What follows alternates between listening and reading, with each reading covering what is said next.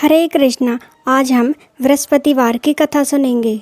गुरुवार का दिन हिंदू धर्म में बहुत महत्व रखता है, खासकर भगवान विष्णु और देव गुरु बृहस्पति की पूजा के लिए। यह दिन ज्ञान, समृद्धि और सौभाग्य का प्रतीक माना जाता है। भारतवर्ष में एक प्रतापी और दानी राजा राज्य करता था। वह नित्य गरीबों और ब्राह्मणों की सहायता करता था। यह बात उसकी रानी को अच्छी नहीं लगती थी। वह ना ही गरीबों को दान देती थी और ना ही भगवान का पूजन करती थी, और राजा को भी दान देने से मना करती थी। एक दिन राजा शिकार खेलने को वन में गए हुए थे, तो रानी महल में अकेली थी। उसी समय बृहस्पति देव साधु वेश में राजा के महल में भिक्षा के लिए गए और भिक्षा मांगी। रानी ने भिक्षा देने से इनकार कर दिया और कहा कि हे साधु महाराज, मैं तो दान पुण्य से तंग आ गई हूँ। मेरा पति सारा धन लुटाते रहते हैं। मेरी इच्छा है कि हमारा धन नष्ट हो जाए, फिर ना रहेगा बांस, ना बजेगी बांसुरी। साधु ने कहा, देवी तुम तो बड़ी विचित्र हो। धन संतान तो सभी चाहते हैं, पुत्र और लक्ष्मी तो पापी के घर पर भी होनी चाहिए। यदि तुम्हारे पास अधिक धन है तो भूखों को भोजन दो, प्यासों के लिए प्याऊ बनवाओ, मुसाफिरों के लिए धर्मशाला खुलवाओ, और जो निर्धन है, अपनी कुंवारी कन्याओं का विवाह नहीं कर सकते, उनका विवाह करा दो।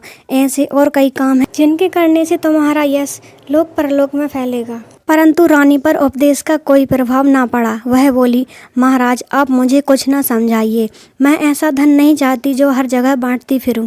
साधु ने उत्तर दिया, यदि तुम्हारी ऐसी इच्छा है तो तथास्तु। तुम ऐसा करना कि बृहस्पतिवार को घर लीपकर पीली मिट्टी से अपना सिर धोकर स्नान करना, भट्टी चढ़ा के कपड़े धोना।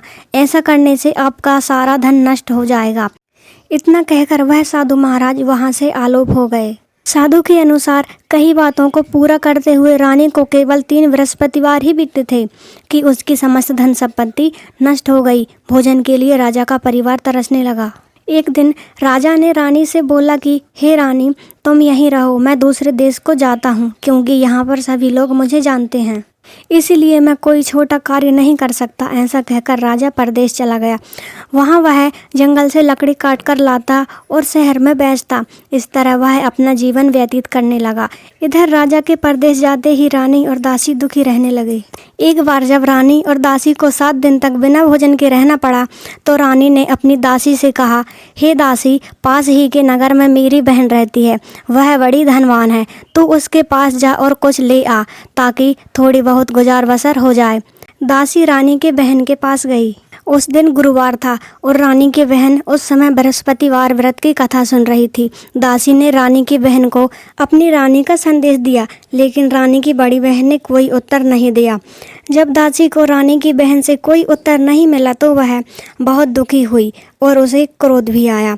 दासी ने वापस आकर रानी को सारी बात बता दी। सुनकर रानी ने अपने भाग्य को बहुत कोसा।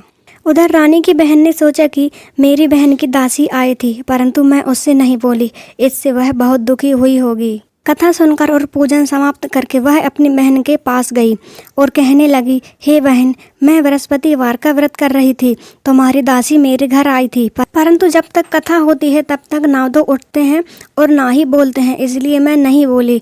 कहो दासी क्यों गई थी? रानी बोली, बहन तुमसे क्या छुपाऊं, हमारे घर में खाने तक को अनाज नहीं था। ऐसा कहते कहते रानी की आंखें भर आईं। उसने दासी समेत पिछले 7 दिनों से भूखे रहने तक की बात अपनी बहन को विस्तार पूर्वक सुना दी। रानी की बहन बोली, देखो बहन, भगवान बृहस्पति देव सबकी मनोकामना को पूर्ण करते हैं। देखो शायद तुम्हारे घर में अनाज रखा हो। पहले तो रानी को विश्वास नहीं हुआ, पर बहन के आग्रह करने पर उसने अपनी दासी को अंदर भेजा, तो उसने सचमुच अनाज से भरा हुआ एक घड़ा मिल गया।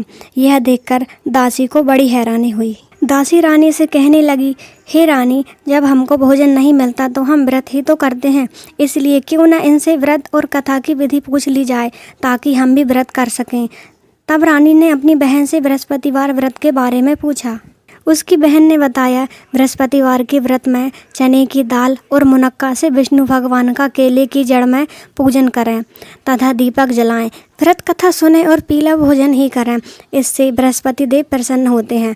व्रत और पूजन विधि बताकर रानी की बहन अपने घर को लौट गई। 7 दिन बाद जब गुरुवार आया तो रानी और दासी ने व्रत रखा। घुड़साल में जाकर चना और गुड़ लेकर आई, फिर उससे केले की जड़ तथा विष्णु भगवान का पूजन किया।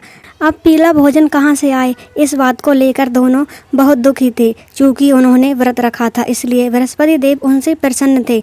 इसलिए वे एक साधारण व्यक्ति का रूप धारण करके 2 थाली में सुंदर पीला भोजन दासी को दे गए। भोजन पाकर दासी प्रसन्न हुई और फिर रानी के साथ मिलकर भोजन किया। उसके बाद वे सभी गुरुवार को व्रत और पूजन करने लगी। बृहस्पति भगवान की कृपा से उनके पास फिर से धन संपत्ति आ गई, परंतु रानी फिर से पहले की तरह आलस्य करने लगी। तब दासी बोली, देखो रानी, तुम पहले भी इस प्रकार आलस्य करते थे, तुम्हें धन रखने में कष्ट होता था, इस कारण सभी धन नष्ट हो गया, और जब भगवान बृहस्पति की कृपा से धन मिला है तो तुम्हें फिर से आलस्य होता है। रानी को समझाते हुए दासी कहती है कि बड़ी मुसीबतों के बाद हमें यह धन मिला है, इसलिए हमें दान पुण्य करना चाहिए, भूखे मनुष्यों को भोजन कराना चाहिए और धन को शुभ कार्य में खर्च करना चाहिए, जिससे तुम्हारे कुल का यश बढ़ेगा, स्वर्ग की प्राप्ति होगी, पितृ प्रसन्न होंगे। दासी की बात मानकर रानी अपना धन शुभ कार्यों में खर्च करने लगी, जिससे पूरे नगर में उसका यश फैलने लगा। बृहस्पतिवार व्रत कथा के बाद श्रद्धा के साथ आरती की जानी चाहिए। उसके बाद प्रसाद बांटकर उसे ग्रहण करना चाहिए।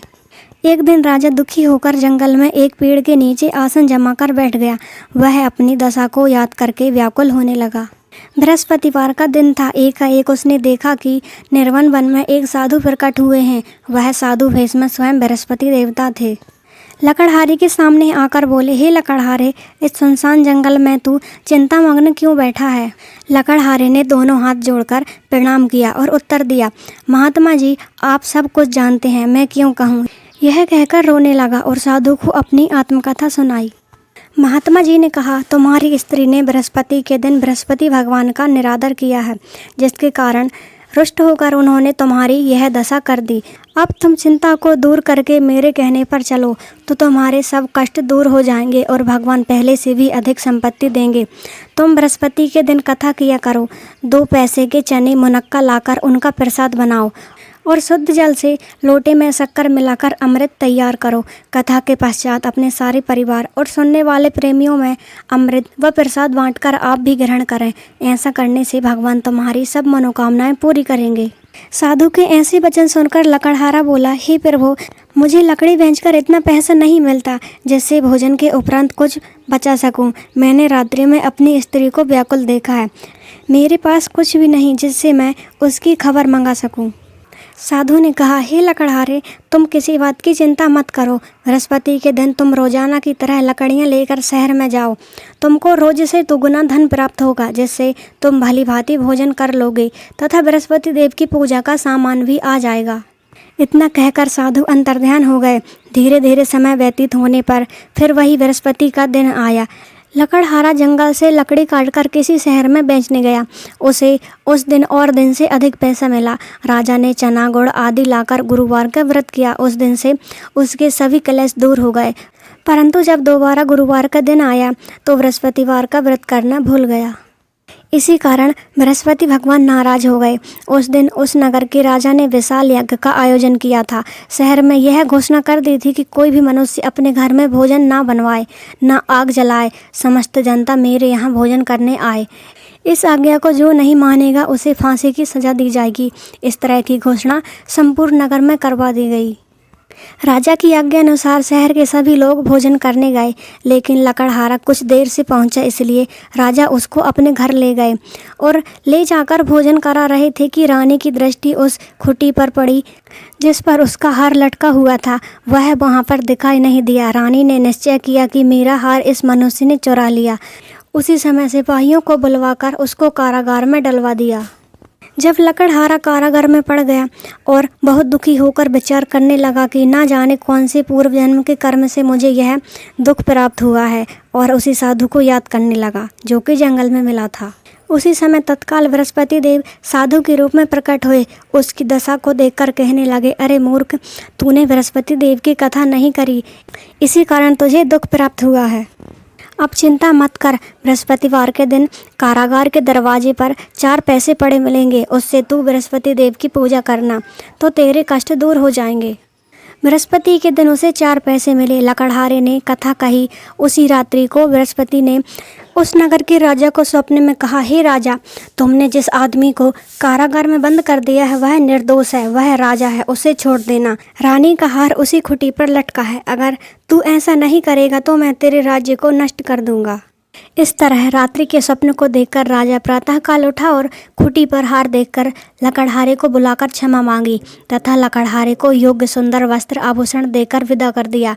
बृहस्पति देव की आज्ञा अनुसार लकड़हारा अपने नगर को चल दिया। राजा जब अपने नगर के निकट पहुंचा तो उसे बड़ा आश्चर्य हुआ। नगर में पहले से अधिक बाग, तालाब, कुएं तथा बहुत सी धर्मशाला, मंदिर आदि बन गई हैं। राजा ने पूछा, यह किसका बाग और धर्मशाला है? तब नगर के सब लोग कहने लगे, यह सब रानी और बांदी के हैं। तो राजा को आश्चर्य हुआ और गुस्सा भी आया। जब रानी ने यह खबर सुनी कि राजा आ रहे हैं तो उन्होंने बांदी से कहा कि हे दासी, देख, राजा हमको कितनी बुरी हालत में छोड़ गए थे। हमारी ऐसी हालत देखकर वह लौट न जाएं, इसलिए तू दरवाजे पर खड़ी हो जा। आज्ञा अनुसार दासी दरवाजे पर खड़ी हो गई। राजा आए तो उन्हें अपने साथ लेवा लाई। तब राजा ने क्रोध करके अपनी रानी से पूछा कि यह धन तुम्हें कैसे प्राप्त हुआ? तब उन्होंने कहा, हमें यह सब धन बृहस्पति देव के इस व्रत के प्रभाव से प्राप्त हुआ है। राजा ने निश्चय किया कि 7 रोज बाद तो सभी बृहस्पति देव का पूजन करते हैं, परंतु प्रतिदिन दिन में 3 बार कहानी तथा रोज व्रत करूंगा। अब हर समय राजा के दुपट्टे में चने की दाल बंधी रहती तथा दिन में 3 बार कहानी कहता। एक रोज राजा ने विचार किया कि चलो अपनी बहन के यहाँ हो आवें। इस तरह निश्चय कर घोड़े पर सवार हो अपनी बहन के यहाँ को चलने लगा। मार्ग में उसने देखा कि कुछ आदमी एक मुर्दे को लिए जा रहे हैं। उन्हें रोककर राजा कहने लगा, अरे भाइयों, मेरी बृहस्पति देव की कथा सुन लो। वे बोले, लो, हमारा तो आदमी मर गया, इसको अपनी कथा की पड़ी है। परंतु कुछ आदमी बोले, अच्छा कहो, हम तुम्हारी कथा भी सुनेंगे। राजा ने दाल निकाली और जब कथा आधी हुई थी कि मुर्दा हिलने लग गया, और जब कथा समाप्त हो गई तो राम राम करके मनुष्य उठकर खड़ा हो गया। आगे मार्ग में उसे एक किसान खेत में हल चलाता मिला। राजा ने उसे देख और उससे बोला, अरे भैया, तुम मेरी बृहस्पतिवार की कथा सुन लो। किसान बोला, जब तक मैं तेरी कथा सुनूंगा तब तक 4 हरैया जोत लूँगा। जा अपनी कथा किसी और को सुनाना। इस तरह राजा आगे चलने लगा। राजा के हटते ही बैल पछाड़ खाकर गिर गए तथा किसान के पेट में बड़ी जोर का दर्द होने लगा। उस समय उसकी माँ रोटी लेकर आई। उसने जब यह देखा तो अपने पुत्र से सब हाल पूछा और बेटे ने सभी हाल कह दिया। तो बुढ़िया दौड़ी दौड़ी उस घुड़सवार के पास गई और उसने बोली कि मैं तेरी कथा सुनूंगी, तू अपनी कथा मेरे खेत पर चलकर ही कहना। राजा ने बुढ़िया के खेत पर जाकर कथा कही, जिसके सुनते ही वह बैल उठ खड़े हुए तथा किसान के पेट का दर्द भी बंद हो गया। राजा अपनी बहन के घर पहुंचा। बहन ने भाई की खूब मेहमानी की। दूसरे दिन प्रातःकाल राजा जगा तो वह देखने लगा कि सब लोग भोजन कर रहे हैं। राजा ने अपनी बहन से कहा, ऐसा कोई मनुष्य है जिसने भोजन नहीं किया हो? मेरी बृहस्पतिवार की कथा सुन ले। बहन बोली, हे भैया, यह देश ऐसा ही है कि पहले यहाँ लोग भोजन करते हैं और बाद में अन्य काम करते हैं। अगर कोई पड़ोस में हो तो मैं देख आती हूँ। वह ऐसा कहकर देखने चली गई, परंतु कोई उसे ऐसा व्यक्ति नहीं मिला जिसने भोजन ना किया हो। अतः वह एक कुम्हार के घर गई जिसका लड़का बीमार था। उसे मालूम हुआ कि उनके यहाँ 3 रोज से किसी ने भोजन नहीं किया है। रानी ने अपने भाई की कथा सुनने के लिए कुम्हार से कहा। वह तैयार हो गया। राजा ने जाकर बृहस्पतिवार की कथा कही, जिसको सुनकर उसका लड़का ठीक हो गया। अब तो राजा की प्रशंसा होने लगी। एक रोज राजा ने अपनी बहन से कहा कि हे बहन, हम अपने घर को जाएंगे, तुम भी तैयार हो जाओ। राजा की बहन ने अपनी सास से कहा। सास ने कहा, हाँ चली जा, परंतु अपने लड़कों को मत ले जाना, क्योंकि तेरे भाई की कोई औलाद नहीं है।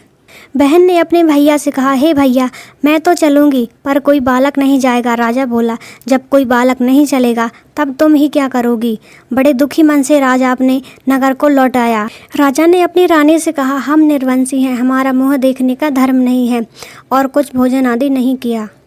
रानी बोली, हे प्रभु, बृहस्पति देव ने हमें सब कुछ दिया है, वह हमें औलाद अवश्य देंगे। उसी रात को बृहस्पति देव ने राजा के स्वप्न में कहा, तेरी सोच त्याग दे, तेरी रानी गर्भ से है। राजा की यह बात सुनकर बड़ी खुशी हुई। 9वें महीने में उसके गर्भ से एक सुंदर पुत्र पैदा हुआ। तब राजा बोला, हे रानी, स्त्री बिना भोजन के रह सकती है पर बिना कहे नहीं रह सकती। जब मेरी बहन आए तुम उससे कुछ मत कहना। रानी ने सुनकर हाँ कर दिया। अब राजा की बहन ने यह शुभ समाचार सुना तो वह बहुत खुश हुई तथा बधाई लेकर अपने भाई के यहाँ आई। तब रानी ने कहा, घोड़ा चढ़कर तो नहीं आई, गधा चढ़ी आई। राजा की बहन बोली, भाभी मैं इस प्रकार ना कहती तो तुम्हें औलाद कैसे मिलती। बृहस्पति देव ऐसे ही हैं जैसे जिनके मन में कामनाएं हैं सभी को पूर्ण करते हैं। जो सद्भावना पूर्वक बृहस्पतिवार का व्रत करता है एवं कथा पढ़ता है अथवा सुनता है, दूसरों को सुनाता है, बृहस्पति देव उसकी सभी मनोकामना पूर्ण करते हैं। भगवान बृहस्पति देव उनकी सदैव रक्षा करते हैं। संसार में जो मनुष्य सद्भावना से भगवान जी का पूजन व्रत सच्चे हृदय से करते हैं तो उनकी सभी मनोकामनाएं पूर्ण करते हैं। जैसे सच्ची भावना से रानी और राजा ने उनकी कथा का गुणगान किया तो उनकी सभी इच्छाएं बृहस्पति देव जी ने पूर्ण की थीं। इसलिए पूर्ण कथा सुनने के बाद प्रसाद लेकर जाना चाहिए। हृदय से उसका मनन करते हुए जयकारा बोलना चाहिए। बोलो बृहस्पति देव की जय, भगवान विष्णु की जय। बृहस्पति देव की कथा। प्राचीन काल में एक ब्राह्मण रहता था। वह बहुत निर्धन था। उसकी कोई संतान नहीं थी। उसकी स्त्री बहुत मलिनता के साथ रहती थी। वह स्नान ना करती, किसी देवता का पूजन ना करती। इससे ब्राह्मण देवता बड़े दुखी थे। बेचारे बहुत कुछ कहते थे किंतु उसका कुछ परिणाम ना निकला। भगवान की कृपा से ब्राह्मण की स्त्री के कन्या रूपी रत्न पैदा हुआ। कन्या बड़ी होने पर प्रातः स्नान करके विष्णु भगवान का जाप व बृहस्पतिवार का व्रत करने लगी। अपने पूजन पाठ को समाप्त करके विद्यालय जाती तो अपनी मुट्ठी में जौ भर के ले जाती और पाठशाला के मार्ग में डालती जाती। तब ये स्वर्ण के जौ लौटते समय उनको बीनकर घर ले जाती थी। एक दिन वह बालिका सूप में उस सोने के जौ को फटक कर साफ कर रही थी कि उसके पिता ने देख लिया और कहा, हे बेटी, सोने के जौ के लिए सोने का सूप होना चाहिए। दूसरे दिन बृहस्पतिवार था। इस कन्या ने व्रत रखा और बृहस्पति देव से प्रार्थना करके कहा, मैंने आपकी पूजा सच्चे मन से की हो तो मेरे लिए सोने का सूप दे दो। बृहस्पति देव ने उसकी प्रार्थना स्वीकार कर ली। रोजाना की तरह वह कन्या जौ फैलाती हुई जाने लगी। जब लौटकर जौ बीन रही थी तो बृहस्पति देव की कृपा से सोने का सूप मिला। उसे वह घर ले आई और उसमें जौ साफ करने लगी, परंतु उसकी माँ का वही ढंग था। एक दिन की बात है, वह कन्या सोने के सूप में जौ साफ कर रही थी। उस समय उस शहर का राजपुत्र वहां से होकर निकला। इस कन्या के रूप और कार्य को देखकर मोहित हो गया तथा अपने घर जाकर भोजन तथा जल त्याग कर उदास होकर लेट गया। राजा को इस बात का पता लगा तो अपने प्रधानमंत्री के साथ उसके पास गए और बोले, हे बेटा, तुम्हें किस बात का कष्ट है? किसी ने अपमान किया है अथवा और क्या कारण हो, सो कहो, मैं वही करूँगा। अपने पिता की राजकुमार ने बातें सुनी तो वह बोला, मुझे आपकी कृपा से किसी बात का दुख नहीं है। किसी ने मेरा अपमान नहीं किया है, परंतु मैं उस लड़की से विवाह करना चाहता हूँ जो सोने के सूप में जौ साफ कर रही थी। यह सुनकर राजा आश्चर्य में पड़ गया और बोला, हे बेटा, इस तरह की कन्या का पता तुम ही लगाओ, मैं उसके साथ तेरा विवाह अवश्य ही करवा दूंगा। राजकुमार ने उस लड़की के घर का पता बतलाया। तब मंत्री उस लड़की के घर गए और ब्राह्मण देवता को सभी हाल बतलाया। ब्राह्मण देवता राजकुमार के साथ अपनी कन्या का विवाह करने के लिए तैयार हो गए तथा विधि विधान के अनुसार ब्राह्मण की कन्या का विवाह राजकुमार के साथ हो गया। कन्या के घर जाते ही पहले की भांति उस ब्राह्मण देवता के घर में गरीबी का निवास हो गया। अब भोजन के लिए भी अन्न बड़ी मुश्किल से मिलता था। उस दिन दुखी होकर ब्राह्मण देवता अपनी पुत्री के पास गए। बेटी ने पिता की दुखी अवस्था को देखकर अपनी माँ का हाल पूछा। तब ब्राह्मण ने सभी हाल कहा। कन्या ने बहुत सा धन देकर अपने पिता को विदा कर दिया। इस तरह ब्राह्मण का कुछ समय सुखपूर्वक व्यतीत हुआ। कुछ दिन बाद फिर वही हाल हो गया। ब्राह्मण फिर अपनी कन्या के यहाँ गया और सारा हाल कहा तो लड़की बोली, हे पिताजी, आप माताजी को यहाँ ले आओ, मैं उसे विधि बता दूंगी जिससे गरीबी दूर हो जाए। वह ब्राह्मण देवता अपनी स्त्री को साथ लेकर पहुँचे तो अपनी माँ को समझाने लगी, माँ, तुम प्रातः काल स्नादित करके विष्णु भगवान का पूजन करो तो सब दरिद्रता दूर हो जाएगी। परंतु उसकी माँ ने एक भी बात नहीं मानी और प्रातः काल उठकर अपनी पुत्री के बच्चों की जूठन को खा लिया। इससे उसकी पुत्री को बहुत गुस्सा आया और एक रात को कोठरी से सभी सामान निकाल दिया और अपनी माँ को उसमें बंद कर दिया। प्रातःकाल उसे निकाला तथा स्नादित करा के पाठ करवाया तो उसकी माँ की बुद्धि ठीक हो गई और फिर प्रत्येक बृहस्पतिवार को व्रत रखने लगी। इस व्रत के प्रभाव से उसके माँ बाप बहुत ही धनवान और पुत्रवान हो गए और बृहस्पति जी के प्रभाव से इस लोक में सुख भोग कर स्वर्ग को प्राप्त हुए। इस प्रकार यह कथा संपन्न हुई। आशा है कि आप सभी ने यह कथा ध्यानपूर्वक सुनी होगी। ऐसे ही और कथा सुनने के लिए हमारे चैनल को सब्सक्राइब करें। धन्यवाद।